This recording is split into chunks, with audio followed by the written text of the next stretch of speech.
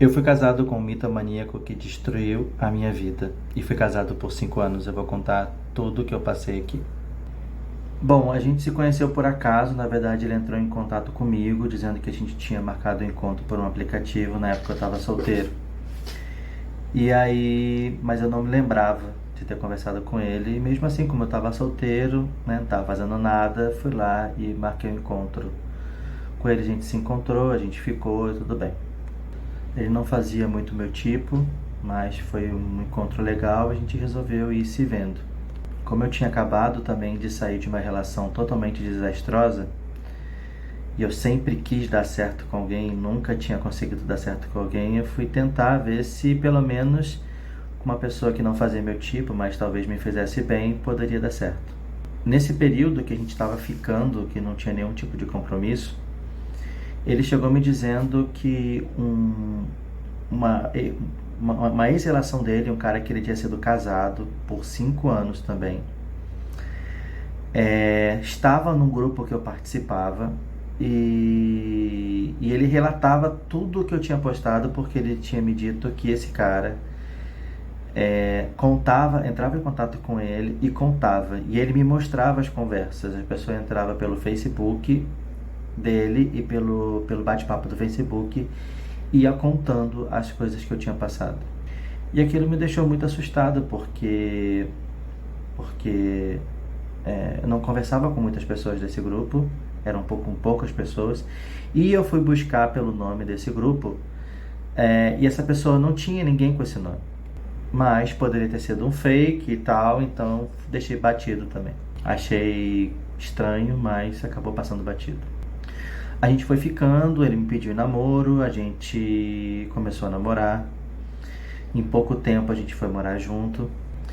E aí, quando a gente se conheceu, ele me disse que ele era advogado, já tinha 8 anos de advocacia, trabalhava numa empresa de cobrança jurídica. Me mostrou a carteirinha da OAB com muito orgulho. E nessas histórias que a gente sempre vai contando sobre a nossa vida, né, de um para o outro, ele me disse que a mãe dele era uma professora que tinha falecido com uma doença, onde as pessoas não acreditavam que ela tinha doença, que tinha morrido por erro médico, que o pai era um militar aposentado, né, com uma grande história dentro da carreira militar, mas que também tinha falecido, que depois que a mãe morreu, foi viver com o pai, sofreu muito, e aí nisso ele foi estudar administração, se formou em administração e ninguém da família foi, e que depois ele cursou direito e tinha se formado como advogado e que era advogado. Nesse período, depois que ele se forma, ele tinha tido câncer, foi trabalhar e ficou muito doente, desmaiou no trabalho, e tinha tido câncer e descobriu muito mal no hospital já, chegou no hospital, desmaiou, que estava com câncer e que estava no câncer pulmão, teve que ser colocado na UTI porque estava muito grave. Com isso, ele perdeu um pulmão e estava trabalhando com mais ou menos metade do outro pulmão. Então tinha uma fragilidade na saúde muito grande. Com isso, com câncer no pulmão, ele teve um câncer na sola do pé, que também foi tratado, e ele estava tomando um remédio de controle do câncer. Então eram 2 pessoas fragilizadas. Ele também tinha acabado de sair desse relacionamento de 5 anos, eu estava sofrendo e tinha saído de um outro relacionamento, e com isso a gente, 2 machucados, acabaram se encontrando para tentar se refazer dentro da vida.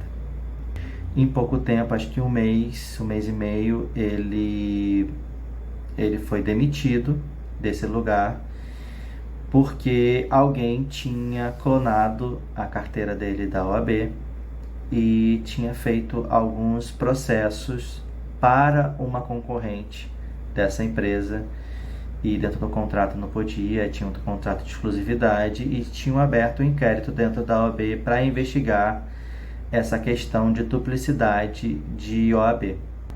Então, algumas vezes ele precisou ir para as audiências para tentar resolver e sofria muito com isso. E depois de uns 2 meses nessa peleja, ele conseguiu ser inocentado. Com isso, eu morava de aluguel e tinha uma casa própria. E aí eu resolvi, como ficava mais perto do meu trabalho, essa casa alugada, então eu resolvi poupar dinheiro e ir para minha casa, que ficava bem longe do meu trabalho. Com isso eu precisaria acordar umas 5 horas ou 4h30 para poder pegar um trem, um ônibus, mais um trem para chegar no trabalho, e eu chegava às 7 horas no trabalho. Na época eu também estudava, então eu saía do meu trabalho, ia para estudar, saía do meu curso, eram umas 10h30, 11 horas, e chegava em casa por volta de meia-noite, né? Até pegar um ônibus, pegar trem novamente, ir andando até em casa, então chegava mais ou menos meia-noite. Então eu dormia muito pouco. No primeiro momento, relativamente, a gente tinha uma vida tranquila, como um casal. E nesse pouco tempo que a gente tinha, que eu tinha de folga, eu também me dedicava uma parte para a minha vida religiosa. Então, eu tinha pouco tempo mesmo. Depois de um certo tempo, ele estava para ir para São Paulo, porque o médico que fazia essa questão da consulta era em São Paulo, era em São José do Rio Preto, se eu não me engano. E ele precisava ir para poder fazer os exames, para poder pegar a medicação e retornar. Então eu tinha emprestado dinheiro para ele, tinha tirado do meu cartão dinheiro para ele poder fazer a viagem de avião, que seria mais rápido para ir e voltar. E assim a gente teria mais tempo juntos. Nessa época ele não estava trabalhando, e aí tudo bem, emprestei, né? Faz parte do relacionamento a gente se ajudar. Quando ele estava prestes para ir, eu fui mexer no meu notebook, ele tinha usado, eu não sabia, e tinha deixado o Facebook dele aberto com uma conversa com uma pessoa. E nessa conversa com essa pessoa, ele estava marcando um encontro com essa pessoa num aeroporto que ele faria escala, no aeroporto que ele desceria, não lembro agora qual era exatamente a informação. Mas ele estava marcando um encontro com essa pessoa, com esse outro cara, nesse aeroporto. E aí, né, como já tinha visto essa questão, fui vendo o teor da conversa, e nesse teor da conversa ele tinha pedido dinheiro a essa pessoa também, e ele tinha dito para essa pessoa que ele era soro positivo, mas era indetectável. Indetectável é aquela pessoa que não transmite para ninguém. Na hora eu fiquei muito nervoso com aquela informação. Já conhecia outras pessoas indetectáveis, sabia que não tinha risco nenhum, mas a questão que me pegou não foi nem a questão de ser indetectável, mas sim de ter mentido para mim, né? A pessoa, a gente sempre conversou sobre coisas da vida, a gente sempre conversou sobre a questão de ser verdadeiro com o outro, né? Eu já estava com ele há alguns meses sem trabalhar, então eu provendo a situação, eu conversando, eu pagando a viagem dele. Talvez pensei e me senti traído por não ter tido essa informação. E aí eu fui lá e perguntei para ele se o que eu tinha lido era verdade. Ele, no primeiro momento, na verdade, nos primeiros 3 dias, ele disse que era mentira. E como viu que eu estava sentindo muito sobre essa questão, ele veio me contando a verdade, dizendo que esse rapaz que ele ficou casado durante 5 anos, a qual vasculhava a minha vida e contava as coisas para ele, que continuou contando ao longo do tempo as coisas que eu conversava, que tinha passado para ele, qual ele foi muito apaixonado por esse cara, que ele foi um sonho, um príncipe, que era um cara que tinha muito dinheiro, era um cara que estudava medicina, que tinha uma família de pais ricos, e que eles batalhavam, estavam ali juntos para poder viver. E o cara, como ele era muito bonito, era fisiculturista, me mostrava fotos do cara. Ele me disse que, como o cara era muito bonito, o cara traiu ele e acabou transferindo HIV para ele. Com isso, Eu acabei até esquecendo dessa questão dele ter marcado o encontro com esse cara no aeroporto e fiquei muito mais envolvido com essa história do HIV. Depois desse dia, nossa relação não foi mais a mesma, porque eu me senti traído. Mesmo assim, ele me passou a levar nas consultas. Ele transferiu as consultas dele para o Rio, passou a me levar nas consultas, me mostrava que o resultado dos exames, que era indetectável.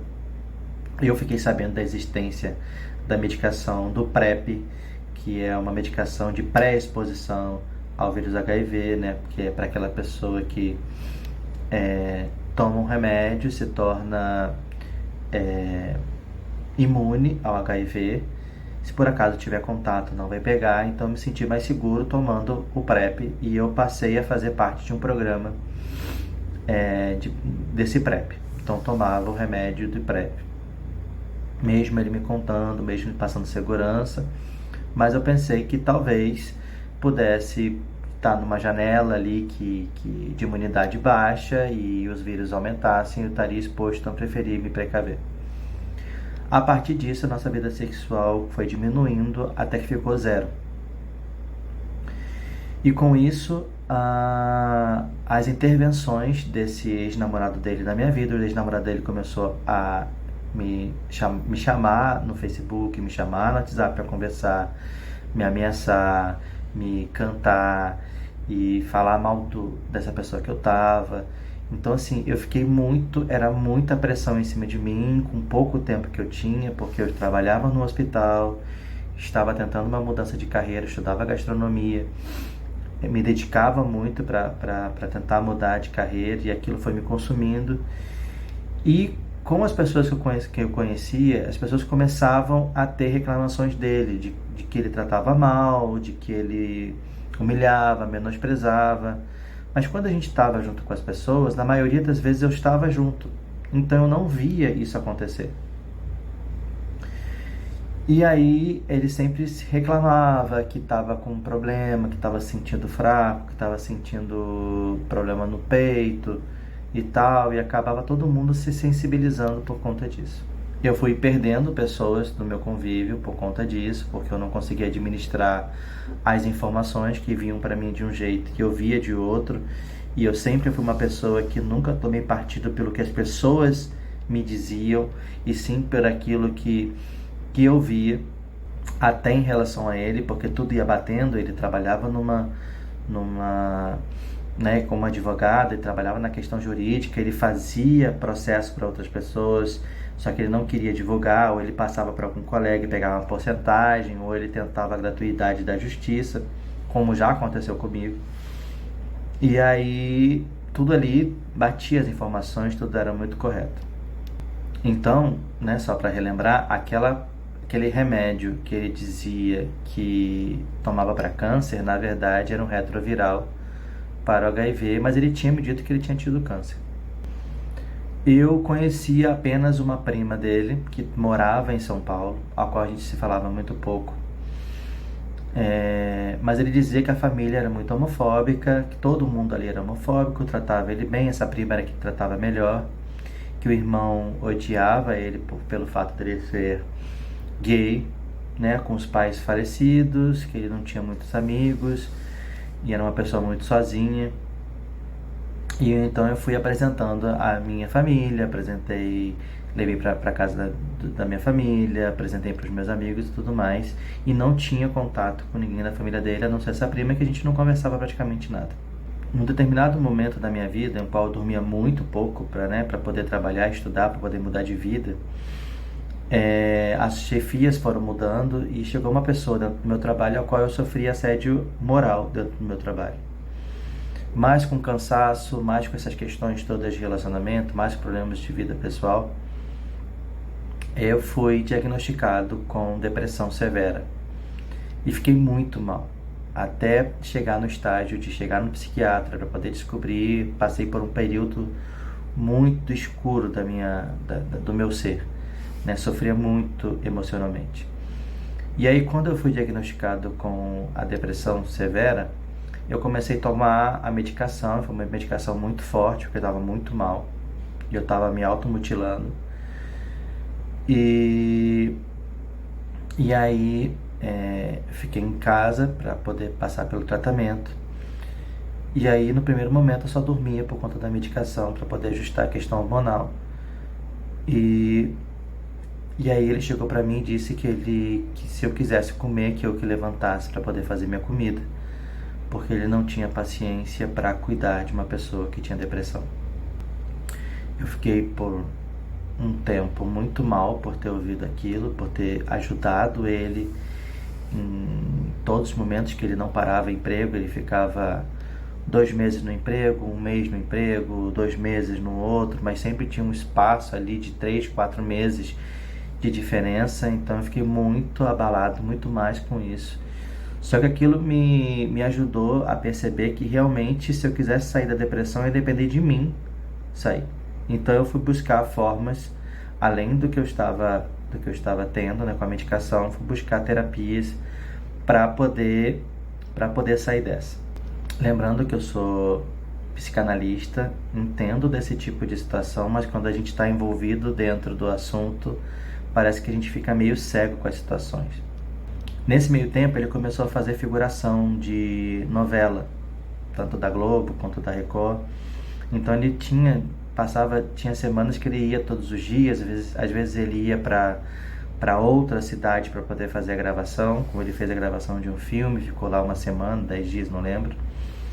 E aí ele saía muito para poder fazer essas gravações, e algumas vezes essas gravações davam cano nele. Essas vezes que ele ia, ele não recebia. Mas ele estava tentando trazer dinheiro para casa, estava se esforçando e tudo mais. Nesse período aí que eu estava todo sendo trabalhado pela depressão, estava muito mal mesmo e estava criando força para poder buscar. Depois de um certo tempo, eu fui olhar para as relações que me faziam mal e percebi que o meu relacionamento, por mais que ele estava ali do meu lado naquele momento, que ele estava ali segurando as pontas comigo, né, enquanto eu saía para trabalhar, ele arrumava a casa, ele ajeitava algumas coisas, que o relacionamento fazia parte dessa questão de estava me adoecendo. E aí eu comecei a trabalhar para poder ver o que eu ia fazer com aquela relação. Ele percebendo isso, né, que eu comecei a ficar mais frio, a gente já não tinha sexo, né? Então, pouco que a gente tinha, que era só dormir junto, eu comecei a ficar mais frio, eu comecei a me envolver mais com terapias, não conseguia trabalhar, tive que parar de trabalhar, estava pelo benefício do INSS, que aquilo estava afastando a gente. E uma vez eu vim ficar com a minha família, e nesse período ele chegou, a gente tinha se programado para vir, para ficar com a minha família, ele estava se sentindo mal, falou que me levou, pediu para eu levar ele junto numa clínica da família. E nesse lugar ele falou que ele também foi diagnosticado com depressão, já saiu com receita para pegar remédio. Eu não entrei com ele. E que ele também estava com depressão severa, que na próxima vez o médico ia dar um laudo para ele. Eu já estava mal, estava começando o meu processo de melhora e não tinha condição de ajudar uma outra pessoa que estava com depressão severa, senão a gente ia ser dois afogados no meio do mar que não sabem nadar. Então ia ficar afogando o outro. Foi quando eu mandei uma mensagem para essa prima dele, que eu tinha contato, dizendo o que estava acontecendo, que ele tinha sido diagnosticado com depressão, que eu estava com depressão, que eu estava me cuidando, que eu não tinha condição emocional nem financeira para poder ajudar ele, para comprar remédio, para pagar terapia, porque ele não estava trabalhando, como a maioria das vezes ele não estava trabalhando. E eu pedi que ela pudesse conversar com o pessoal da família dele, que pudesse ajudar, que ele pudesse ir para lá, para poder, que a família tinha mais recursos. E ela me disse que ela sempre chamava ele para ir para lá, porque a família realmente tem mais recursos, que o irmão dele tinha falado para ele poder ir para lá, para poder ajudar no tratamento e tudo mais. E ela falou assim: posso te fazer uma pergunta? Você foi na formatura dele em dezembro? Aí eu falei assim, formatura? Ele não está estudando? Ela falou assim, é que ele mandou no grupo da família em dezembro que ele tinha se formado e que agora ele queria dar mais orgulho para o irmão e que ele estava muito feliz porque você tinha ido na formatura. A gente pediu foto, ele enviou umas fotos, umas 2 fotos só, mas você não aparecia. Então eu queria saber se como é que foi a formatura, se teve algum custo, já que ele não está trabalhando, então a gente pensou em dar um dinheiro para vocês e tudo mais. E, e queria saber como é que foi essa formatura, como é que foi esse processo, se vocês estão felizes por conta disso e tal. Eu falei assim, não, mas ele tinha me dito, quando a gente se conheceu, que ele era advogado. Ela falou assim, não. E ela foi e me mandou um print dessa conversa. E eu fiquei sem entender, porque como uma pessoa que eu conheci, advogado, anos depois avisa para a família que tinha se formado em direito. A gente conhecia pessoas, advogados, os amigos, as pessoas que do trabalho, eu conhecia pessoas que tinham trabalhado com ele no primeiro emprego. Eu tinha contato e as pessoas chamavam ele de doutor. E aí, do nada, eu descubro que ele não era advogado. Aquilo ficou muito estranho para mim, porque naquela época, quando eu descobri o HIV, eu perguntei para ele, tem mais alguma mentira que você me contou que você quer falar, você tem a oportunidade de falar aqui? Ele falou que não. E aquilo me deixou mais mal ainda, né? Porque ele rompeu com um acordo que a gente tinha feito desde o começo, que já tinha descoberto uma mentira, mas era sobre uma coisa muito particular da vida dele, na questão de saúde. Eu entendi e acabei esquecendo a questão dele ter marcado encontro com outro cara. E aquela informação foi um estopim para eu dizer que eu não queria mais. Só que ele estava na minha cidade, na cidade da casa da minha mãe. Eu não queria criar um atrito. E aí eu esperei para chegar na nossa casa para poder dizer que eu não queria mais. Nesse meio tempo, era próximo do carnaval, foi antes da pandemia. E ele pediu para um amigo dele se eu podia receber um amigo dele nessa casa da minha mãe. E eu falei que sim, mas eu estava sem dinheiro, não estava bem, me sentindo bem, né? Ainda mais, assim, já não estava bem e estava me sentindo pior com essa informação que eu estava tendo. E eu falei assim, olha, você pode receber, mas eu não vou querer sair, não tô a fim de sair, não tô bem. E se você quiser sair, você sai, tá, né? Seu amigo e tal, mas eu não quero. Eles iam pra praia, eles iam pra barzinho, eles iam pra quiosque, eles iam pra todos os lugares, eu não ia. E ele ficou muito chateado por eu não querer ir. E eu tava só simplesmente ouvindo as minhas vontades. Com isso, ele falou que ia voltar pro Rio, que precisava voltar pro Rio, que queria voltar pro Rio e que eu ficasse em casa. Nisso, no meio do caminho, ele falou que achou uma falta de respeito com um amigo, me humilhou, me xingou, fez de tudo comigo e falou que a gente tinha terminado. Foi aí que eu aproveitei a oportunidade que ele tinha terminado comigo e falei, bom, já não volto mais. Enfim, quando ele foi, passou umas 2 semanas, ele ficou sem falar comigo, começou a pandemia. Ele foi morar na casa desse amigo e eu voltei pro Rio, antes de começar a pandemia. E aí, tava dando as notícias do Covid, que não se sabia o que era, que as cidades iam fechar, eu não imaginava que tipo de forma as cidades fechariam. E na minha casa tinha uma irmã com depressão, a minha mãe era uma idosa e eu tinha uma sobrinha que morava com a minha mãe, que era também no grupo de risco. Então eu resolvi vir para a cidade da minha mãe para poder cuidar dela. Fechei a casa e vim para a cidade e começou a pandemia. Eu cheguei um dia antes de fecharem as cidades e para poder dar assistência à minha família, e ele acabou ficando lá. Nesse meio tempo ele pediu para voltar, eu falei que não e que vida que seguisse. Ele foi insistindo por algumas vezes e acabou ficando na casa desse amigo. Num determinado momento eu não tinha voltado mais para minha casa no Rio. Ele disse que que tinha tido um problema com esse amigo, perguntou se ele poderia ficar lá na minha casa, que ele cuidaria, porque lá tinha um terreno que se não cuidasse, a grama crescia muito alta, então ele poderia cuidar, tudo direitinho. Eu falei, tudo bem.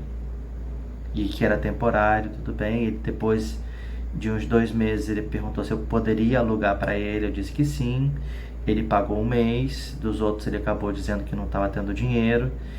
E eu falei assim, bom, então fica trocas de serviço. Eu deixo você ficar aí, você cuida da casa, e aí você vai ficando até você achar um lugar.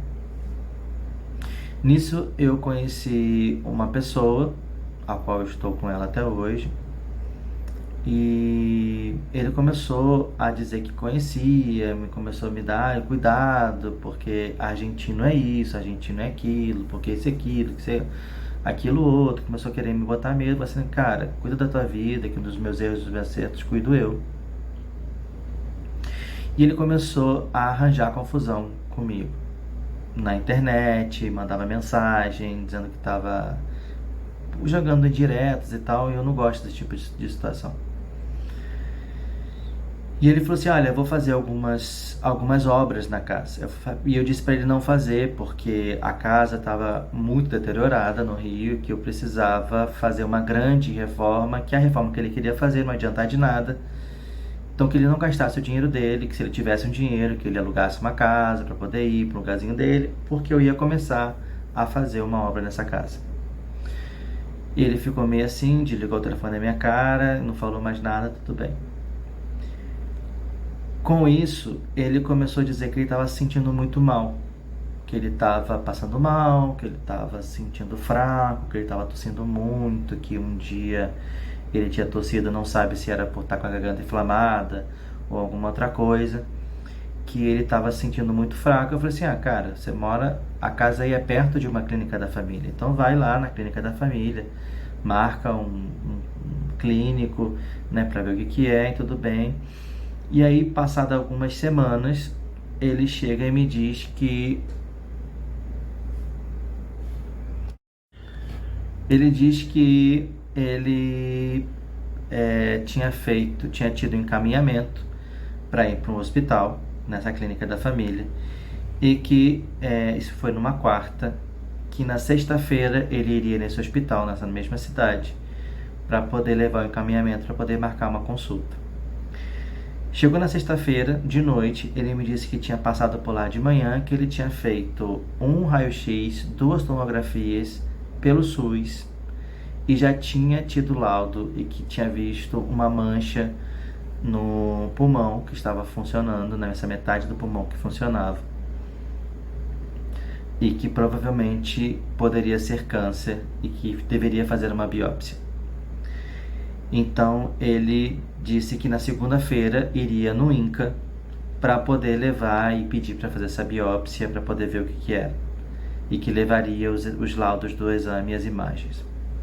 Na segunda-feira ele tira uma foto atrás de um prédio e diz, acabei de sair do INCA. E esse prédio era um prédio onde eu tive uma irmã que teve câncer no pulmão. E eu fiquei com ela praticamente desde a maior parte, na verdade. Eu fiquei com ela no tratamento. E como o câncer dela era muito diferente, era muito agressivo, ela passou a fazer parte de uma pesquisa de um remédio novo. E eu mostrava para ele quando a gente passava, olha, esse foi o prédio onde a minha irmã fazia pesquisa. Só que esse lugar é onde ela tinha consulta, não é onde ela tomava a quimioterapia. Onde ela pegava o remédio dessa pesquisa e ia para o hospital do câncer para fazer a quimioterapia. E ela ficava, acho que 5 horas fazendo. E eu ali com ela. E às vezes ela teve época que ela fazia 2 dias na semana a quimioterapia. E ele tirou foto desse lugar da pesquisa dizendo que ele tinha tido a consulta lá e tinha feito a quimioterapia lá. Eu comecei a achar estranho, porque nesse lugar não tinha nada de médico, era um prédio comercial do INCA, então não tinha nada de hospital para poder, se acontecer alguma coisa, era um pouco distante do hospital do câncer, não tinha ambulância, não tinha nada. E ele tinha dito que tinha tinha levado o encaminhamento, tinha feito uma tomografia lá naquele dia, tinha constatado que era câncer no pulmão e que tinha feito a primeira quimioterapia de 8. Eram 8 sessões de quimioterapia que ele ia fazer. E aquilo eu fiquei muito com estranhamento, né? Já tinha essa questão da mentira, que eu não tinha falado com ele, de não ser advogado. E as histórias batiam não com o tempo, mas com o lugar que a minha irmã ia. Então ele tirava fotos dos lugares que, nesse tempo que a gente passava, né, quando a gente andava pelo centro do Rio, eu falava, minha irmã vinha aqui, eu vinha aqui com a minha irmã, e ele me mostrava fotos desses lugares. E aquilo foi me causando um estranhamento muito grande, que eu revivia o sofrimento que eu sofria com a minha irmã, que eu via a minha irmã sofrendo, e que ele estava passando pelos mesmos lugares, assim, coincidentemente ele estava passando pelos mesmos lugares. Aquilo foi me fazendo muito mal mesmo. E ele me mandava foto dele com a boca com sangue, foto dele com a pele estranha, e aquilo ali foi me consumindo de uma tal forma que acho que uma semana depois, ou dia depois, eu comecei a ter picos hipertensivos. A minha pressão ia a 19, a minha pressão foi a 23, a minha pressão foi a 27, e isso todos os dias. Todos os dias eu parava na emergência do hospital, tomava remédio, a minha pressão não baixava e eu voltava para casa. Então, quando eu fiz uma semana de visitando a emergência do hospital direto, o médico falou, olha, você está vindo aqui uma semana, é o caso de você já marcar uma consulta para poder ver qual medicação vai conseguir baixar a sua pressão, para ver o que seria. E aí eu fui, marquei uma consulta, consegui uma consulta logo, fui diagnosticado como hipertenso, e comecei a tomar a minha medicação, mas a minha pressão continuou alta. Minha pressão normal de 12/8 passou a ser 15/9, mesmo tomando remédio. Com isso ele começou a fazer uma vaquinha online. Ele disse que não estava conseguindo trabalhar, que o câncer dele tinha voltado e que precisava de ajuda financeira para poder comprar comida. Nesse período eu estava na pandemia, eu não estava trabalhando e não podia ajudar. Já estava ajudando, deixando ele na minha casa. E via muitos amigos ajudando. Amigos ajudavam com 15, com 50, via amigos ajudando com R$500, via amigos ajudando com R$1.000. E a possibilidade disso tudo ser uma mentira, porque estava muito estranho, acabou me consumindo e minhas crises hipertensivas voltaram. E numa das vezes que eu fui para emergência, eu fui diagnosticado com diabetes também. Tava muito estranho para mim, porque eu achei que tava muito esquisito tudo isso acontecendo e minha saúde oscilando. Então eu parei para olhar um pouco mais para mim e vi que poderia ser uma questão emocional e comecei a procurar um psicólogo. Antes disso, como eu estava recente conhecendo o Gabriel, quando ele começou a mandar as fotos, depois da crise hipertensiva, dessa semana que eu tive hipertensão, eu fiquei impotente. E nunca tinha acontecido isso comigo. Eu tinha 40 anos, tinha acabado de completar 40 anos, e nunca na minha vida eu tinha tido um momento de ter impotência. E eu estava tendo uma seguida atrás da outra. Não conseguia ficar ereto de forma alguma. Era muita coisa, eu falei assim, bom, talvez seja emocional e vou procurar uma psicóloga. Comecei o tratamento com a psicóloga. Com o tempo, as coisas começaram a melhorar. Depois dessa psicóloga, ela não quis mais me atender por um outro fator, e eu procurei uma psicanalista, e até que a questão da impotência, aquilo começou eu já não tive mais problema com isso. Continuei hipertenso e continuei diabético. Foi quando eu falei para ele, a pandemia tinha reduzido, né? As pessoas já podiam sair, os templos já podiam continuar, já podiam voltar a agir, tava tudo voltando ao normal. E eu falei para ele, olha, eu vou precisar que você saia, porque eu vou voltar para casa. E então eu vou te dar 2, 3 meses para você fazer isso, para você ter tempo de se organizar, para você sair, porque eu preciso voltar para casa. E aí ele disse que não ia sair, porque a casa era dele também. E ele não tinha participação nenhuma, até porque eu comprei a casa anos e anos antes de eu conhecê-lo. E ele disse que não ia sair, que ele ia me processar para poder ter metade da casa. E que eu não sabia com quem eu estava mexendo. Bom, eu comecei a fazer pressão para ele sair, que ele não estava dando mais esses 2, 3 meses. Eu queria que ele saísse naquela semana, que eu ia dar até sexta-feira para ele sair, e que eu iria lá. Se ele não tivesse saído, eu ia colocar ele para fora. Aí ele começou dizendo que ele estava com câncer, que eu não poderia fazer isso, porque ele estava doente, que era uma pessoa muito malvada e tal. A minha mãe teve que intervir nessa questão. E interviu, na verdade, não teve que intervir, ela interviu porque ela quis, porque ela viu que eu estava sofrendo. Ele começou a maltratar ela, dizendo que ia processá-la também por isso. E aí eu falei pra ele que ele era pra sair, ele falou que ia sair, mas ele ia levar tudo que tinha dentro dessa casa.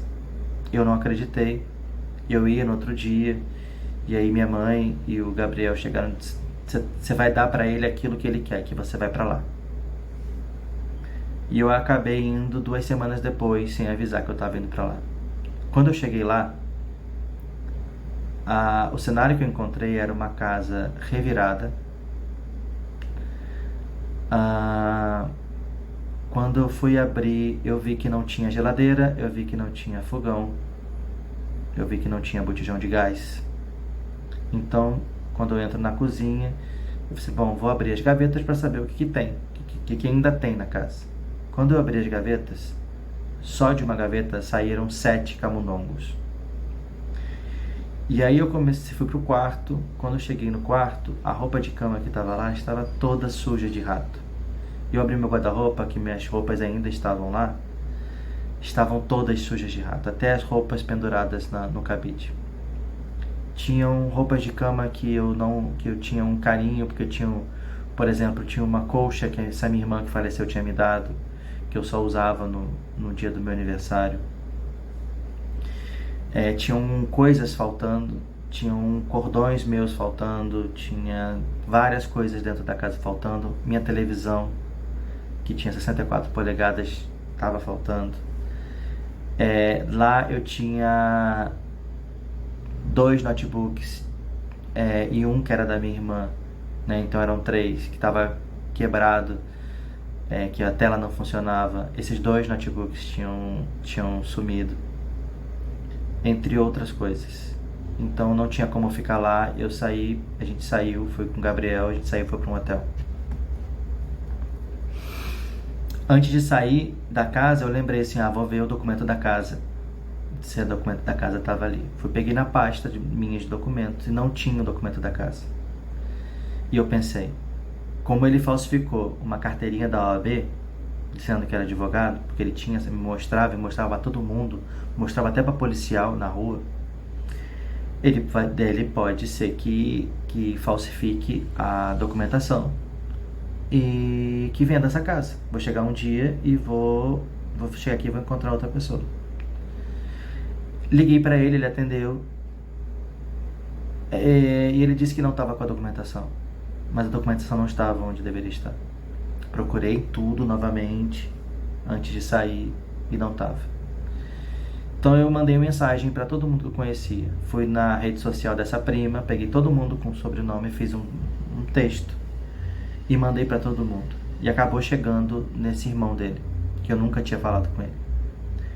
Ele me ligou, me ameaçando, dizendo que eu não deveria ter feito aquilo, porque o irmão dele chamou a atenção dele. E eu falei assim, cara, você levou tudo que era meu. E tinham coisas que eu tinha ganhado, tinha coisas de outros relacionamentos. Você não tinha o direito de fazer isso. Você poderia sair com as coisas que você comprou, são suas. E aí ele falou que o documento não estava comigo. E aí eu fui descobrir quem era o irmão, mandei mensagem pro irmão. O irmão dele não me respondeu, relatando tudo que ele tinha feito comigo. E aí a minha vizinha me liga dizendo que ele tinha deixado a documentação lá. E aí quando eu peguei a documentação, eu mandei uma mensagem para ele dizendo: você mentiu mais uma vez, de todas as outras mentiras que eu descobri. Você mentiu mais uma vez e eu não quero ter mais contato contigo.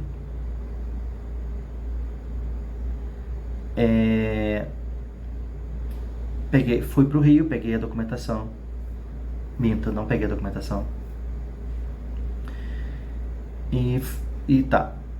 Voltei pra Cabo Frio. Um tempo depois, um mês depois, eu voltei pro Rio. Fui dar uma faxina na casa, pra lavar tudo, desinfectar tudo, tirar tudo de questão de rato. Botei remédio pra rato, pra matar os ratos que poderiam estar lá. E aí eu mandei mensagem pra ele dizendo que eu não queria ter mais contato com ele, que ele não, por problema algum, por nenhuma notícia, eu não queria ter mais contato com ele. E ele algumas vezes me mandou algumas mensagens e eu não abria. Passado algum tempo, não sei dizer quanto tempo, passou algum tempo e eu recebi um áudio dele enquanto estava trabalhando e não ouvi mais uma vez. Eu trabalhava em home office, né, por videochamada, as pessoas estavam me ligando, eu tomando ligação, era muita ligação, achei estranho, vi que estava acontecendo alguma coisa, e uma chefe minha me ligou dizendo que conhecia ele, dizendo que tinha recebido um áudio dele dizendo que ele ia se matar. E aí eu fui ouvir o áudio que ele mandou, ele tinha pedido desculpas, mas que ele ia se matar porque ele não estava aguentando e que ele ia resolver o problema de muita gente, principalmente o problema dele. E aí ele se jogou no metrô, na frente do trem, quando eu estava vindo. Entrei em contato com um rapaz que morava com ele e ele me falou que tinha recebido a mesma coisa, que tinha ligado para o hospital, tinha ligado para o metrô, tinha dito que tinha tido um acidente, para onde levaram a pessoa, ligou para o hospital, que tinha um amigo lá, e a pessoa conhecia ele, disse que sim, ele entrava, que ele tinha acabado de chegar, que ele ainda estava vivo, mas que duraria pouco tempo porque tinha perdido muito sangue e tinha amputado, tinha acontecido tudo com ele. E aí eu entrei em contato, mandei uma mensagem para todo mundo da família, dizendo o que tinha acontecido e tudo mais.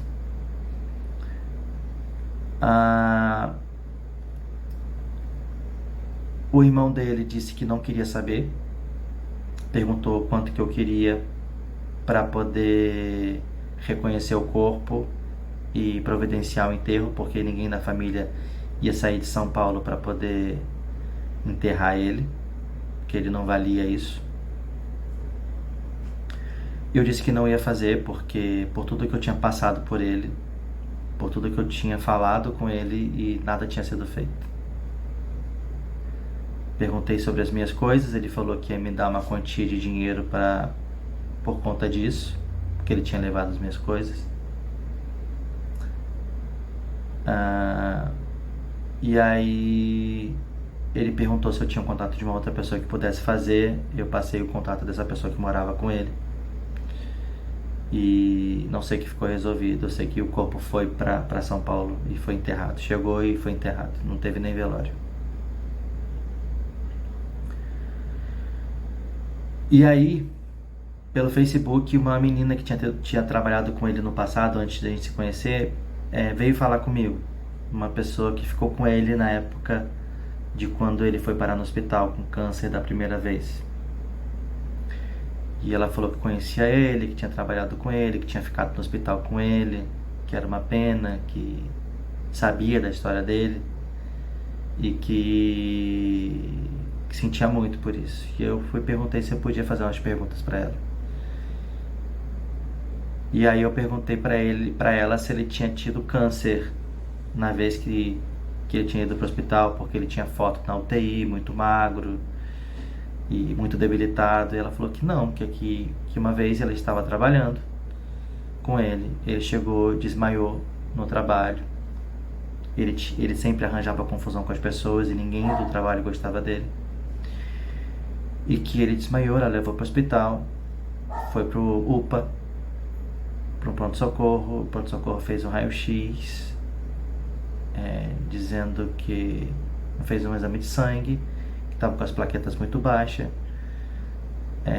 fez um exame de HIV, deu positivo, e ela levou ele para o hospital. Chegou no hospital, ele estava muito mal, debilitado, foi para UTI, ele tentava se matar.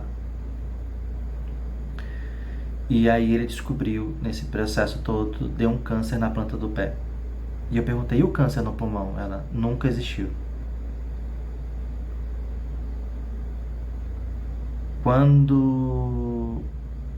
E aí eu falei assim, e o marido dele que passou HIV para ele? Ele falou que nunca foi casado.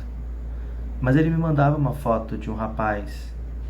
E ela foi, me mandou a foto desse rapaz. Ela falou que esse rapaz era uma foto de um cara que ele tinha pego na Espanha e que ele dizia pra todo mundo que era o namorado dele, que ia casar com ele, mas era um fake dele. Ele tinha dito que era um fake dele.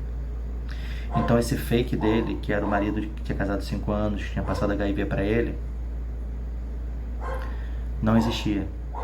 Esse fake que falava comigo, que me ameaçava, que ficava mandando mensagem pra mim, esse fake que lá quando a gente se conheceu estava no grupo que eu participava, não existia.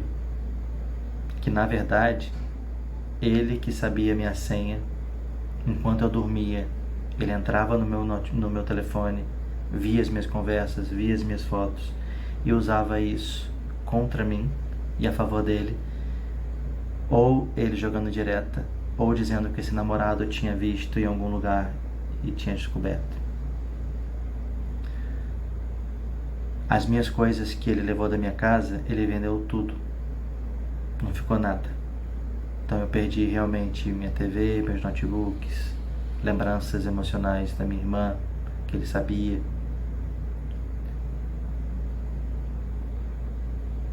Que ele nunca tinha feito OAB, que ele nunca tinha feito realmente direito, que ele não tinha se formado em administração, que a mãe dele não era professora, que era uma mentirosa também, e que morreu porque ela dizia que estava doente, como ele também dizia, e as pessoas não acreditavam e na verdade ela estava doente. Que o pai dele nunca foi militar, que o pai dele era um alcoólatra, e que provavelmente todas as histórias que ele me contou eram mentira. Quando eu levei o notebook, eu trouxe o notebook que estava com a tela quebrada e coloquei na TV para poder ver o que tinha, estava aberto no Google Fotos dele. E aí eu comecei a ver as fotos dele, né, com as datas.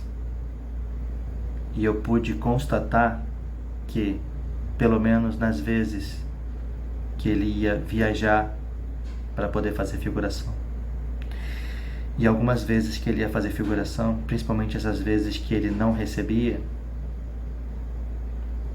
tinham fotos e vídeos dele transando com outras pessoas. Não é outra pessoa, outras pessoas. Então a gente não tinha uma vida sexual, mas ele tinha vida sexual. Ele ia fazer trabalhos no Rio, ele ia fazer figuração, ele ia fazer coisas da OAB. E na verdade ia fazer outras coisas. As mentiras que eu descobri quando ele estava vivo não se comparam com as mentiras que eu descobri depois que ele morreu.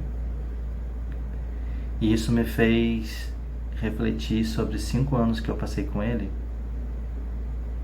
numa simples e grande mentira.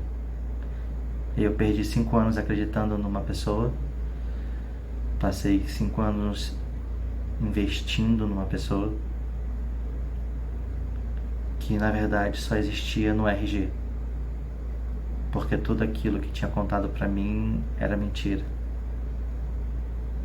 Consegui me afastar de pessoas, conseguiu me privar de algumas coisas, mas eu entendo também que eu me permitia isso. Eu fui uma vítima, mas eu também me permiti. Eu tenho responsabilidade porque eu disse sim, eu continuei enquanto eu comecei a ver que tinha problema, e por pena, por gostar, mas eu também tive minha parcela de responsabilidade sobre isso. Não culpa, mas responsabilidade.